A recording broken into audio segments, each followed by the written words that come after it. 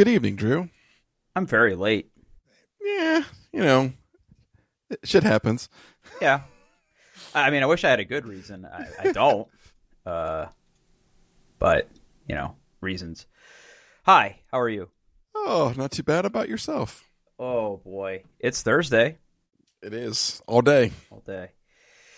All right. Um, okay. I really want to know what the follow up to this is. So let's jump in.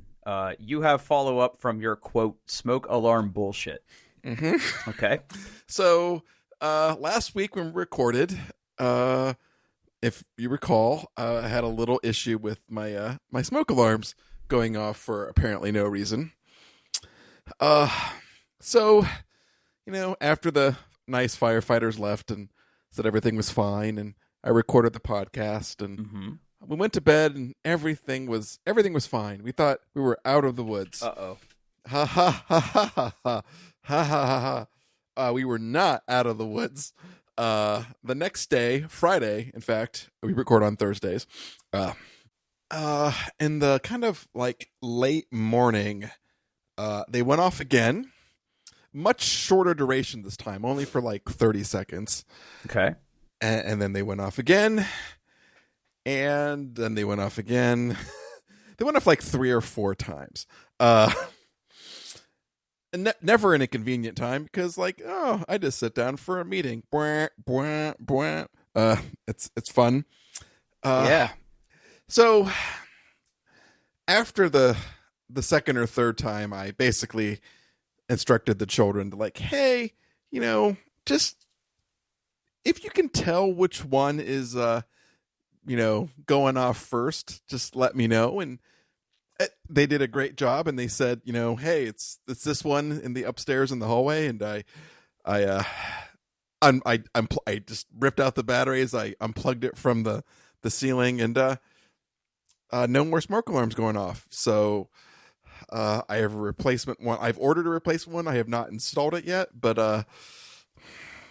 I think we found the culprit. I think we had a smoky, a faulty. Yeah, we had a little smoke. We had a faulty smoke alarm. Huh.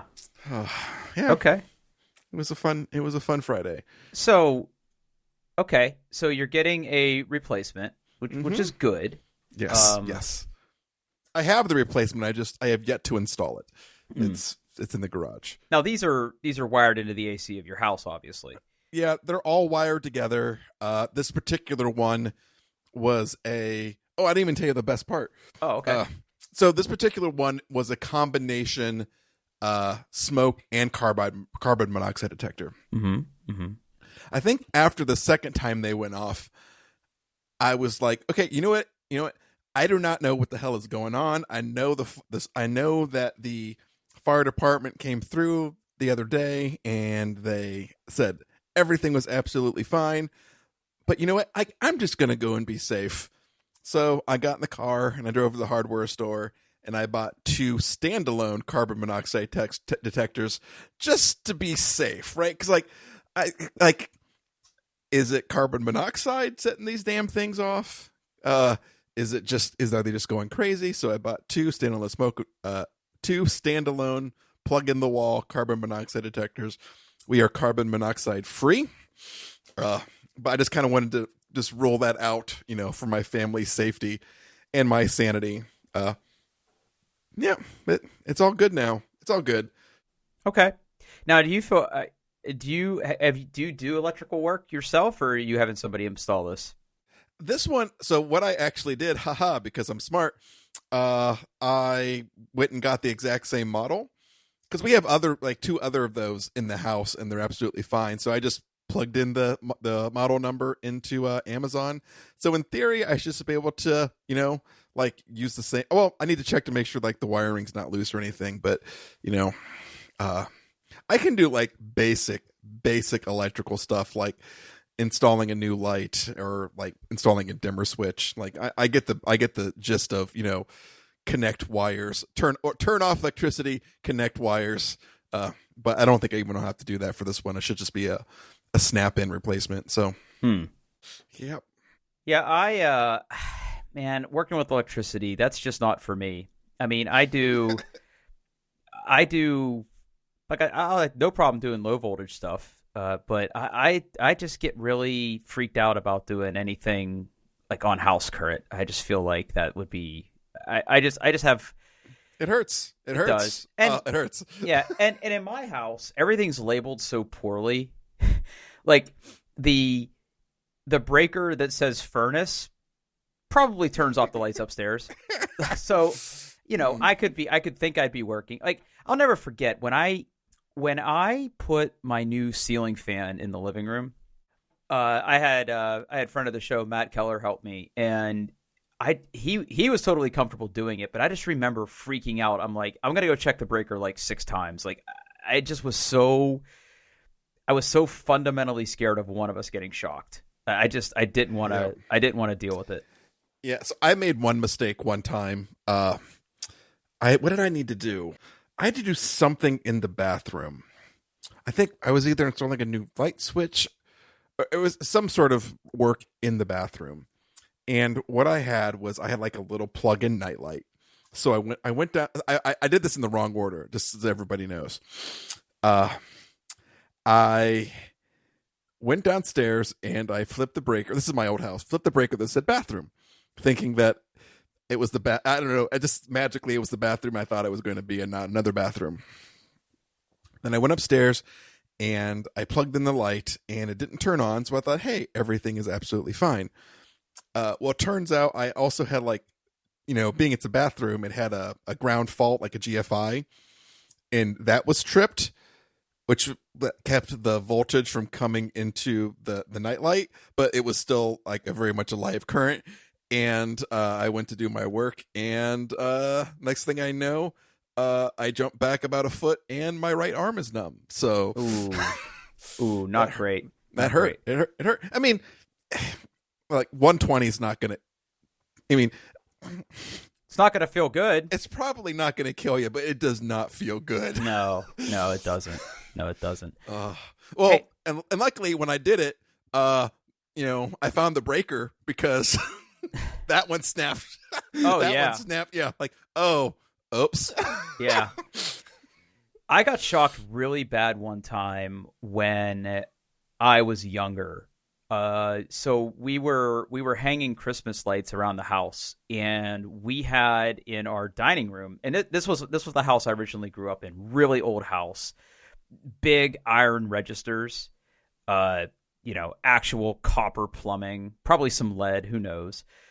And I remember that I was standing on one of the furnace grates, and we were hanging some lights, and the lights were sort of, hanging off of the piece of furniture that I was putting the garland and the lights on with my mom.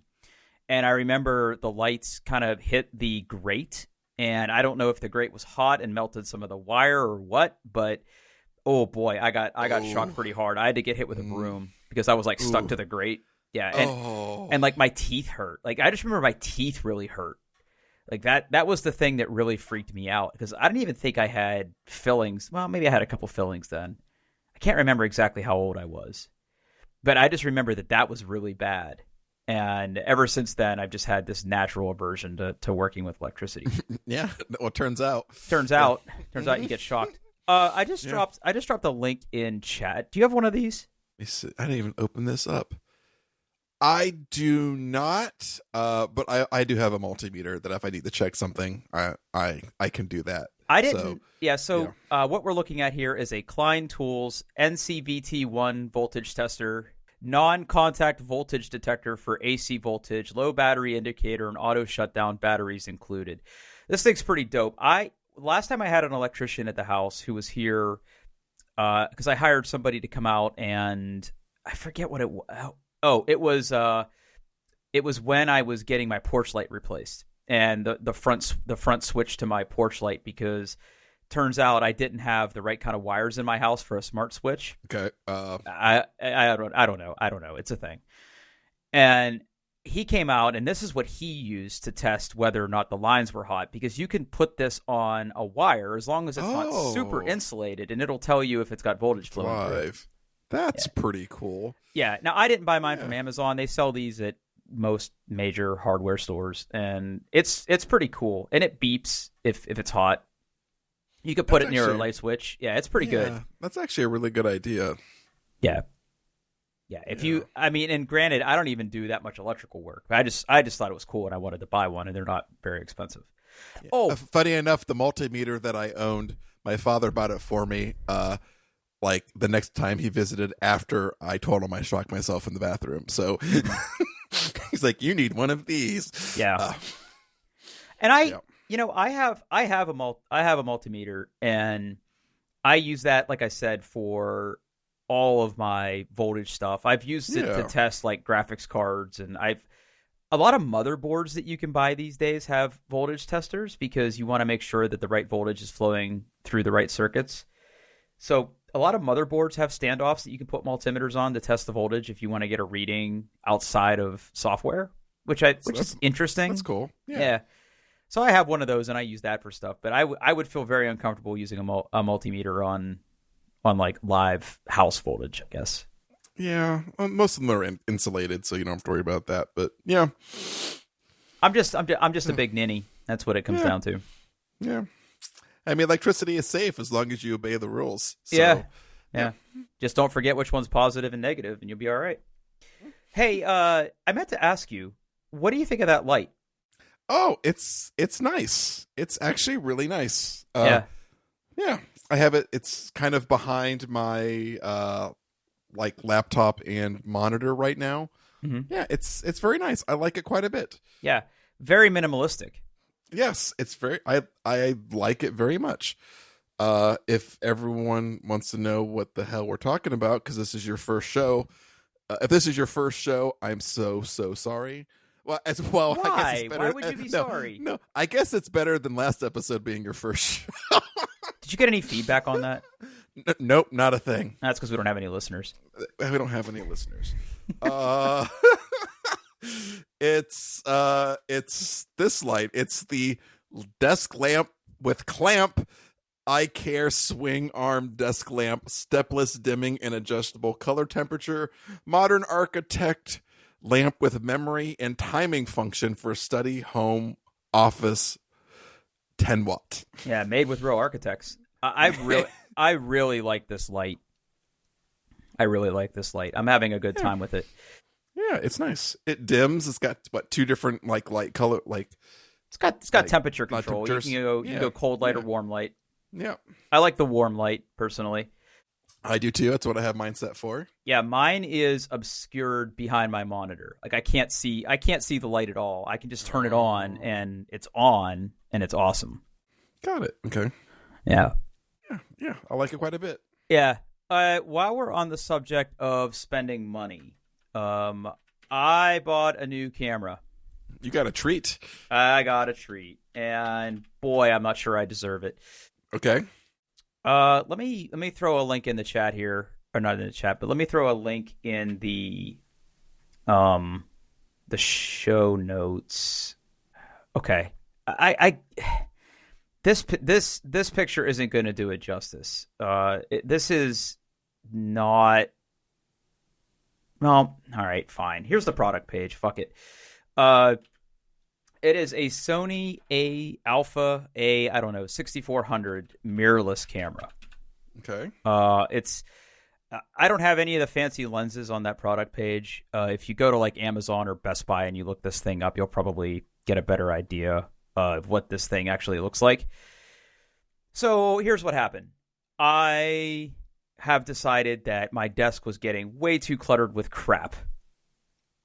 Now that I can't really focus my attention on my computer all the time, I'm finding other things in my life that I want to mess with. And I wanted to clean up my desk downstairs. So this sort of started when I got rid of my headphone amp and replaced it with a sound card. So I wanted to kind of clean up my lighting and camera situation on my computer.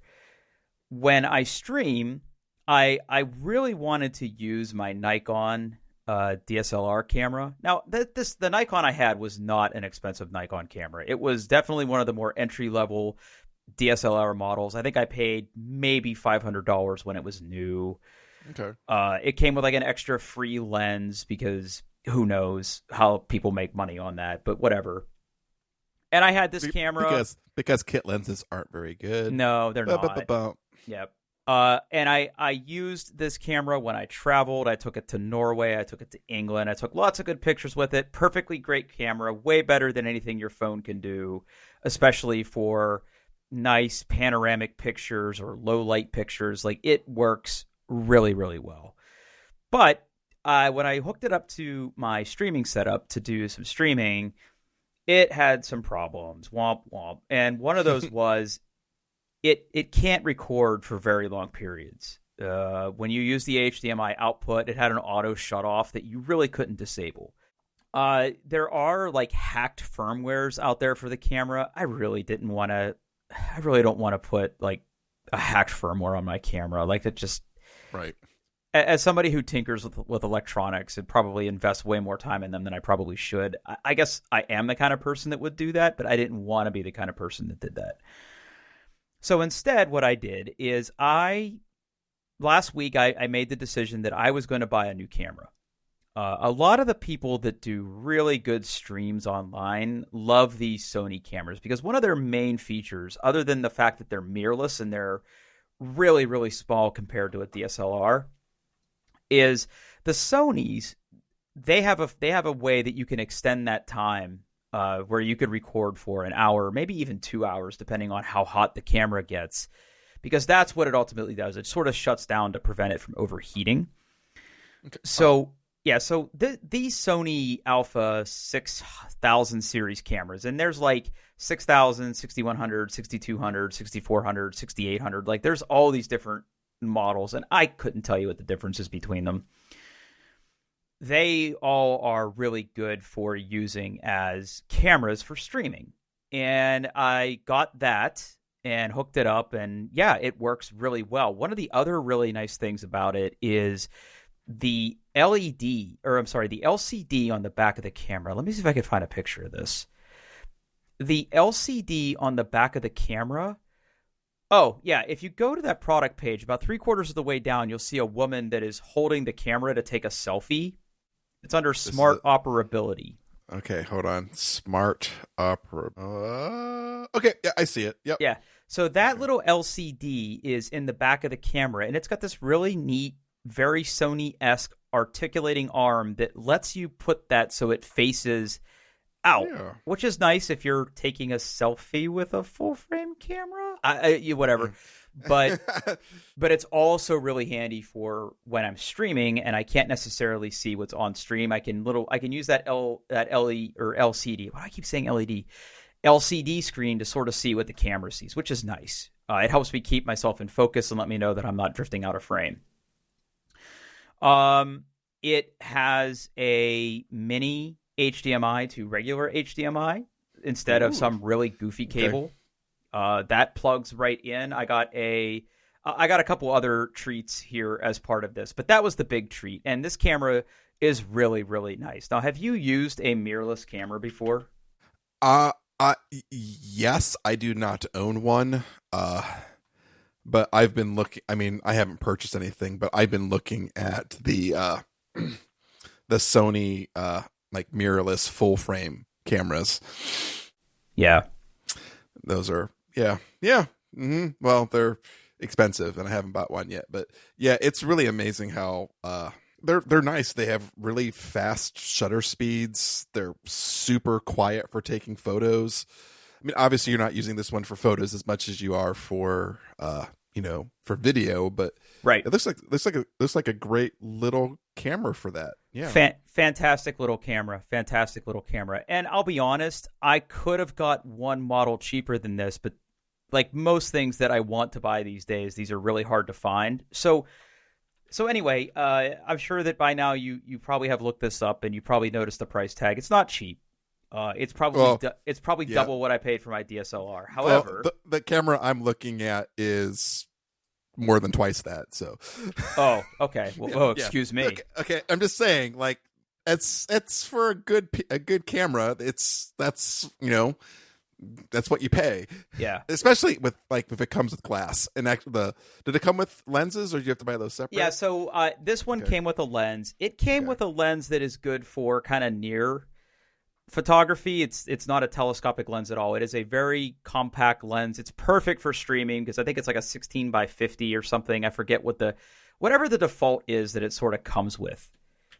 And it's perfect for streaming, and the light capability is really good. And like you said, like mirrorless has a lot of advantages, especially for like shutter speed, and everything's mechanical on it. And like I'm sure that this is no knock against DSLR, because I think most professional photographers still use DSLRs. Now, you could buy huge full frame mirrorless bodies, but this is just designed to be a camera that is a little more portable. I'm not a photography buff. I'm not investing thousands of dollars in anything. But I do want a nice camera to have if I'm traveling or going to an event, or, for this particular case, for my streaming setup. But the price tag was a little bit high, and, I'm not one to spend money for spending money's sake, even though it seems like I do that, because I do that. However, there is a great photography store here in Columbus, and I just want to give them a shout out real quick. So Midwest Photo. Paul, have you been there? Absolutely. Yeah. They're awesome because they offer trade-ins. Now, that's neat. I'm not going to say that they're the GameStop of camera stores, but, I only got a couple $100s for my camera, and I was okay with it. Yeah. And you can haggle a little bit. So they gave me a couple $100s for my camera, and I got a discount on an extra battery too. I'm sure they still won in the deal. I don't really care. I just didn't want two cameras, and anything to sort of offset the cost of this was kind of the goal. So Midwest Photo, really cool for amateurs and professionals alike. They do photography classes, and you can rent gear. A friend of the show, John Krebs, I remember when we traveled overseas, he actually rented a lens for his camera there, which I thought was pretty cool that you can go in and do that too. So anyway. Yep. Yeah, some of those, like if you get a nice piece of glass, a nice lens, that can cost considerably more than the body of your camera. Even if you consider that, like Sony sells a mirrorless full frame body that's like $7,000. So like good glass can be really expensive. So if you want something like that, but you don't want to spend the price, a rental's a great way to go to rent it for a vacation or for a special event. Yeah. Yeah. Yep. And this camera can also record in 4K. I really haven't done that yet because this is going to sound so weird, but when I hooked it all up and I had it hooked up to my streaming setup here, when I set it to record in 4K, my hair looks weird. Like it was actually picking up like my hair follicles, and if I hadn't shaved recently, so it was like all this stubble. On the capture, it just looked really weird. It looked very weird. I wonder I didn't actually play anything back to see what it looked like, but it was just really weird. So I'm doing like 60 frames per second. There's a precursor for you. I'm doing 60 FPS recording, and it's doing a great job. Now, as also part of cleaning this up, I don't know if I sound any different tonight, but I also sort of changed up my microphone setup. It's now under me as opposed to above me. My arm sort of extends, sort of like how you have yours, right? Where you're kind of speaking into it below you. So I moved my arm from my side of my desk to behind my desk, and it kind of comes past my monitor and is like right under my mouth, so I can get closer to it. And I took down my old kind of hacked together light pole with that big LED light on it. And I also invested in a new ring light that Elgato makes. And this thing's an interesting thing because it is an all-in-one light that is temperature adjustable, and it has a camera mount on it, and it's controlled via Wi-Fi because why wouldn't it be? Why wouldn't it be? It's smart. Yeah. It's got a cool desk clamp. And I mount my camera in the middle of the ring light, and it has pretty good intensity for what it has too. Yeah, so lots of LEDs, a temperature adjusted. I can adjust it from my Stream Deck. I can adjust it from software, and I love that it has the camera mount right in the middle. So again, I don't have to have separate mounts for my camera and my for my light. So again, just a consolidation thing. And I also upgraded to a Camlink 4K. I just had a Camlink. What did I have before? I had something else before too. I had the HD 60, which was originally designed for like game capture, but I had my camera plugged into that. So the Camlink 4K doesn't require external power. It's literally just a little USB that has USB male adapter on one end and HDMI adapter on the other. You just plug it in and you're good to go. So that's working really well. Okay. It supports 4K resolutions and bandwidth, which is pretty good. Again, just lucked out because that was in stock and I was able to get it, and it was pretty awesome. So anyway, Nice. yeah, so big streaming changes recently. And part of the reason that I'm investing so much in that is I've been doing some live streams where I've been coding live. And how's that been going? Oh, I mean, I'm a terrible coder, but it's fun.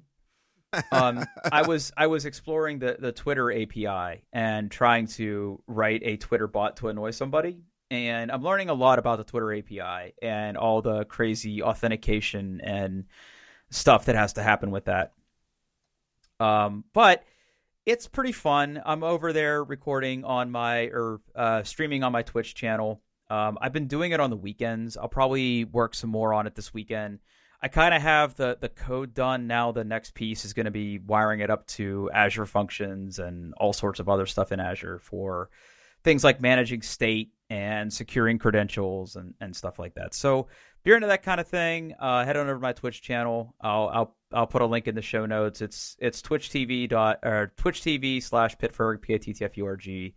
Again, usually recording on Saturday or Sunday afternoons. I'll usually tweet about it in advance, but that's been pretty fun. And I'm just having I have a lot of fun doing it. I literally nobody watches because who cares about me? But it's fun for me, and that's why I do it. Well, there you go. As long as you're having a good time, that's all that matters. Yeah. And I definitely have thoughts and opinions on the Twitter API. It's not good, isn't it? It's I don't know. It's like right on the borderline of over-engineered and just complex enough, I guess. Well, let's just dive in a little bit. My original plan was I wanted to use the webhook functionality of Twitter to read a feed and react to certain events. But in order to do that, in order to set up a webhook, you first have to create what's called a subscription. And that subscription, as sort of the name implies, you have to set that up to watch a certain account. But you can only do that to accounts that consent to being watched. So you sort of I can't go to the person I want to annoy and say, "Hey, can you authorize my app? I want to annoy you with it." Like that's not what it's for. So my original architecture is kind of out the door. But you can read tweets from your account or somebody else's account using a Twitter ID to do a lookup to see what they're tweeting.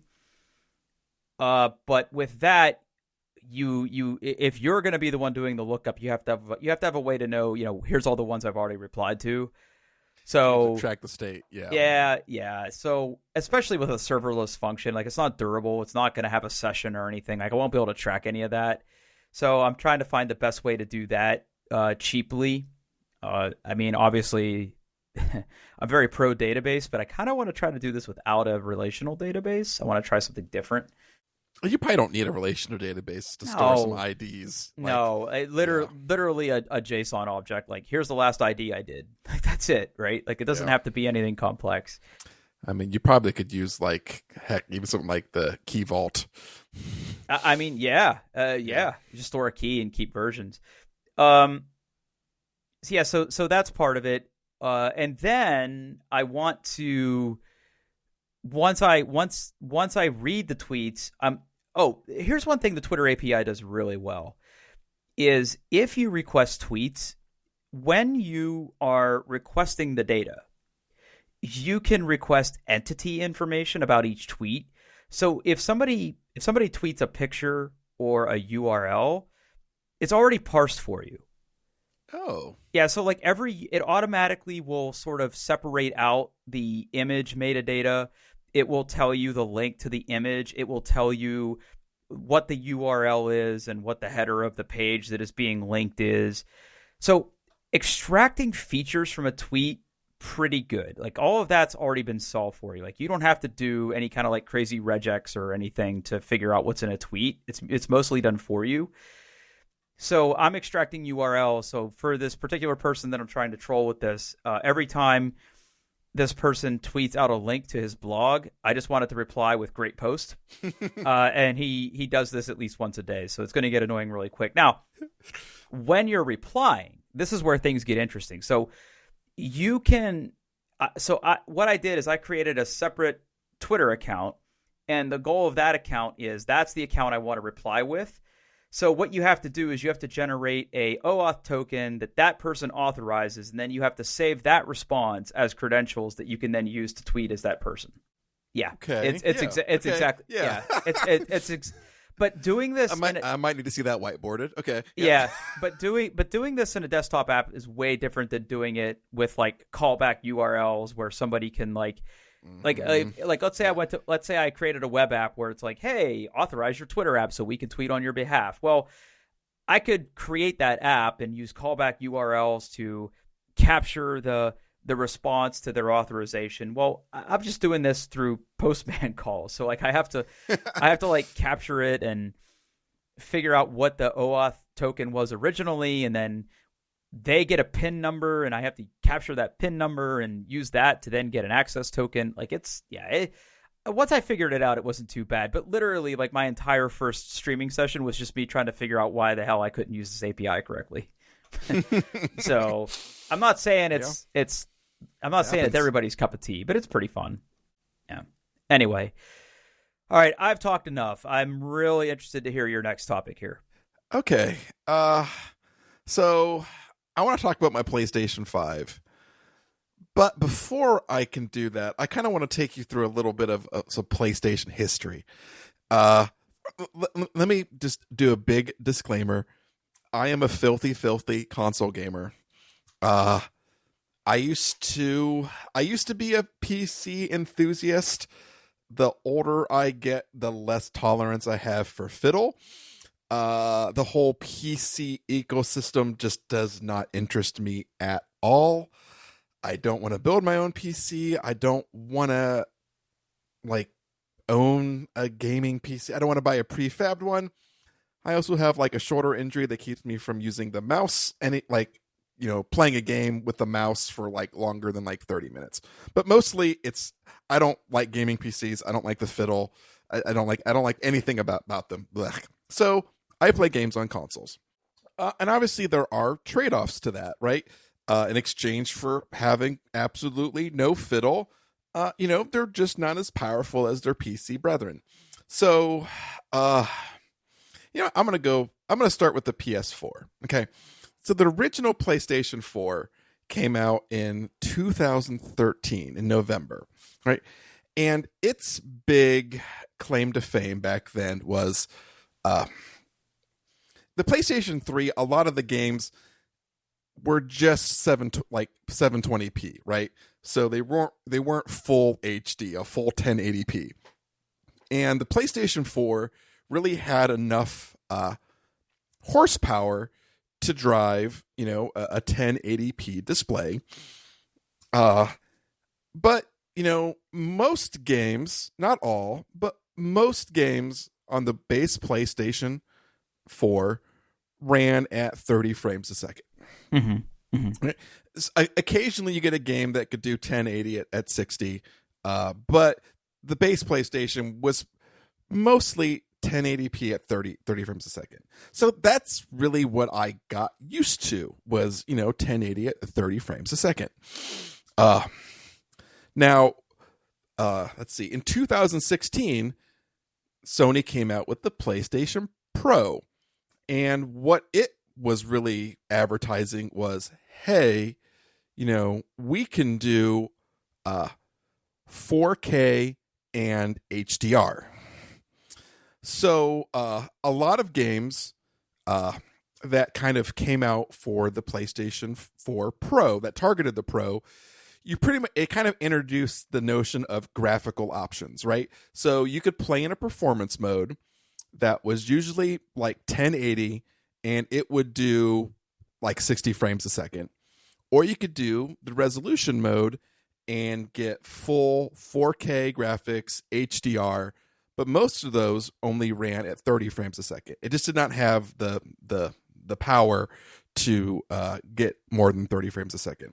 Mm-hmm. And I got a 4K television, I got HDR. I was all about that HDR 4K life, right? So again, playing everything at 30 frames a second and being absolutely happy with it.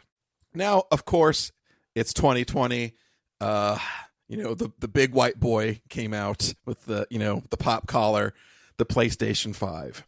Mm-hmm. And, it boasted, I don't know, just all the teraflops and everything. It just has just more raw horsepower than the PlayStation 4. And one of the things is it's like in all their marketing materials and all the games that came out originally was all about ray tracing. Right. So again, I'll use like the Miles Morales Spider-Man game that came out for PS5. Again, it had a couple of options. You could do most of the stuff on the PlayStation 5, you could do like a not quite 4K, but like a 1440 to 4K resolution at 60 frames a second with no ray tracing, or a 4K, ray tracing enabled at 30. And when I bought the PlayStation 5, I was like, yes, I want to see all the reflections and all the glass, right? So I played all of Miles Morales Spider-Man and the graphics fidelity mode with all the ray tracing at 30 frames a second, and it was fine. I've been used to 30. I've been locked in at 30 frames a second. Hell, probably from the original like PlayStation 3. Like that's just how I played games. And then it really was all about Control. Now, I had played Control before on the PS4, and I enjoyed the game, but let's be honest, that game did a lot with like different particle effects. Lots of enemies on screen, just an ungodly amount of particle effects. Lots of fog, lots of things exploding, lots of weird stuff flying through the air. And that game ran. I'll be honest, it ran like dog shit even on the PS4 Pro. It had frame dips just constantly. There were some of the more elaborate like set piece battles, especially like the boss fights, that were really hard to do because like it would drop down to like it felt like 15 to like 20 frames a second. It could be really bad. Yeah, it was bad. It was bad.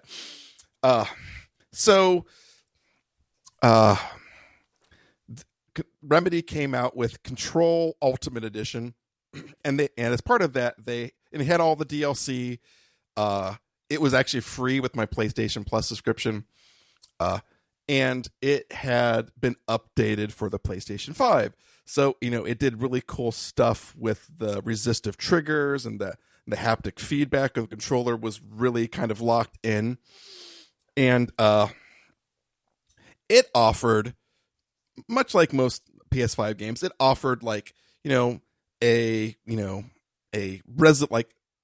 graphics mode where like it had lots of ray tracing and it was locked in at 30 frames a second, or a performance mode. It was still 4K HDR, but it was they claim like, hey, it's a solid 60. It's a solid 60 frames a second. And I tried playing in the pretty mode, and I looked at reflections and stuff. I'm like, yeah, this is pretty cool. But you know what? I remember this game just being a little like just kind of choppy, and so I went on to the performance mode, where it was didn't look as nice, but it was a solid 60 frames a second. And oh my goodness, that game was just a different game, just absolutely different game. Uh, I enjoyed my replay significantly. I finished one of the 2 DLCs. So I was like, you know what? I wonder what other games I could play on my PlayStation 5 that, would give me a good 60 frames a second experience. And then I noticed, God of War was an amazing game for the PS4 Pro, but they just released a PS5 patch. Again, like in the PS4 Pro edition, you could do 4K HDR at 30, or you could do 1080 at 60 frames a second. Well, the PS5 version is like, well, we'll give you both. We'll give you 4K HDR at 60. I'm like, you know what? I'm going to give that a try. And man, I don't think I can go back.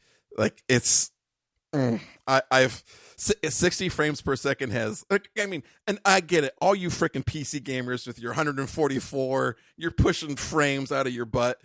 I hook mine up to a TV. It's not worth the fiddle. But man, it's 60 frames a second. I really thought when I bought the PS5, for me, it would be all about, the ray tracing and the improved graphics. But I've learned that, nope, I'm going to choose more frames per second every time. Give me that option. Yep. So I 100% agree with you. And what's funny to me is, when I first started getting into like 3D gaming on the PC, like 30 frames was the goal. Like as long as you were above 30, you were good. And then it became about 60, especially in like really twitchy games like Quake or Quake 2 or Quake 3. Like having a high frame rate does give you a pretty good advantage. And that's why you see monitors with ultra low latency or monitors that give you 260 frames a second. Like there's something to be said for super low latency monitors and high refresh rates and things like that. Because that's ultimately what a frame rate is how fast your monitor is replacing one picture with another. Like that's ultimately what frame rates are, right? So I remember when I had a computer powerful enough that 30 wasn't my goal anymore, 60 was. And like you back when I didn't have a lot of money and I was buying good parts but not great parts for my computer, I sacrificed image fidelity for speed because that fluidity makes a very big difference. But again, this was back in a day where monitors, especially LCD monitors, had like very low refresh rates. So it wasn't until, oh God, I don't even know. I'd have to go back and look this up. But it wasn't until the mid 2000s, maybe, that 60 hertz monitors became sort of normal. Or maybe they were always that way. I could have sworn they were less than that, like maybe 45 or 50. And that really, like the high frame rate coupled with a monitor that could refresh fast enough to take advantage of that was completely eye-opening. Now, depending on what you read online, people will tell you like your eye can't see more than 50 frames per second, but that's bullshit because if I'm playing a game, it's like here's a perfect example. I was getting back into Grand Theft Auto 5 recently because they put some new updates out, and I was getting some really weird hitching. It turned out that when I had the Discord overlay enabled, it was really messing up my display for some reason. So I disabled that. And in the course of troubleshooting that issue, I sort of locked my monitor to 60 frames per second because I'd read online that if you have super high refresh rates, it would cause it to stutter. So I thought maybe that was a cause. I mean, 60 frames was smooth, but there's a noticeable difference once you get above like 90 or 100 frames as well. Yeah. Like, I think like I've read similar things, and I think like the human cap is probably like in the 120s, 130 range. Like if you're trying to get more than 144, you're probably just, chasing dragons. But I mean, you can definitely tell. I mean, heck, even with my son's computer, I can tell a difference between a game that's 60 frames a second and a game that's pushing over 100. Like it's easy. You can definitely tell, especially like he's been playing lots of Destiny 2 again, and like you can just tell a difference. Like things are just smoother. Destiny 2 is a good benchmark for that because that game has good graphic fidelity, but I wouldn't say that it's especially demanding either. Like even on a mid-range graphics card, you can get exceptionally good frame rates at a high detail level. Yep. And I mean, you did upgrade his video card. What resolution is he gaming at now? It's still 1080. Okay. Yeah, with his hardware, he could probably go to 1440 and still maintain well above 60. Yeah, yes, absolutely. Yep. Now here's the thing, though. 4K gaming is still pretty iffy, even on PC land. Like, part of the reason I don't go to 4K is I'm so used to getting upwards of 100, 110, 120 frames per second on my computer. And granted, right, I have like a top of the food chain graphics card. 4K gaming, still not the best proposition in the world for a couple reasons. One, 4K monitors are still kind of pricey. Most of them are 60 hertz only, and the ones that offer higher refresh rates of like 144 hertz are very expensive. And I would be going from well over 100 frames per second in games like Call of Duty or stuff like that down to the 60s or the 70s. And I just don't want to do that. See, I could not give up. Honestly, like the 4K resolution, the high dynamic range, like when it's done well. Well, okay, slight diversion here, because I have an HDR monitor now, down here that I'm looking at it right now. Now, what I've noticed though is that if I go into so Windows, right? So this is a computer; it's not a TV. So maybe this is a little bit different. But Paul, like, let's say you're watching or playing a game that doesn't have HDR, and you turn HDR on your TV. What happens to the image? You just don't get quite that dynamic range. It still looks absolutely fine. Well, so maybe I'm doing this wrong, but Windows like if your monitor is HDR compatible. And if you're one of our like 6 listeners and you know the answer, feel free to let us know. But in Windows, I can go into my display properties. I'm looking at it right now. Here, I'll do it live. So I'm going to go into display settings, and there's a little slider here that says use HDR. Now I'm going to turn that on. It's going to wash out your screen, isn't it? It makes it. Yeah. It not only washes out my screen, it totally messes up like my fonts. Oh, see, I have heard that like Windows does not have good. Much like it doesn't have good like high DPI support, it still doesn't have good HDR support, which is unfortunate. Yeah, I mean, it's nice because like, I mean, like the PlayStation 5, you like if you don't have a 4K HDR television, I would say a PlayStation 5 is not worth it. Like stick with the PlayStation 4 Pro. Lots of great games in there. You can play them all. Like the back catalog is amazing. But like the PlayStation 5, even the GUI is designed with HDR in mind. Like it really takes advantage of that high contrast, and this looks absolutely phenomenal all the way through. But even with my TV, if I hook up like my Super NES Classic, which is not HDR compatible, still looks great. Yeah, it's really unfortunate because I want to use HDR, but it totally messes up SDR content. Now, to sort of bring this back to something that we've discussed at length on this podcast before, is Cyberpunk. Mm-hmm. Okay, so I wanted to play Cyberpunk in HDR because there's a lot of very vibrant colors in there. I thought it would look really good in HDR. So after I got this new monitor way back when, hooked everything up, plugged everything in, and went into and I played around with the Windows settings for HDR, and I was like, this can't be right.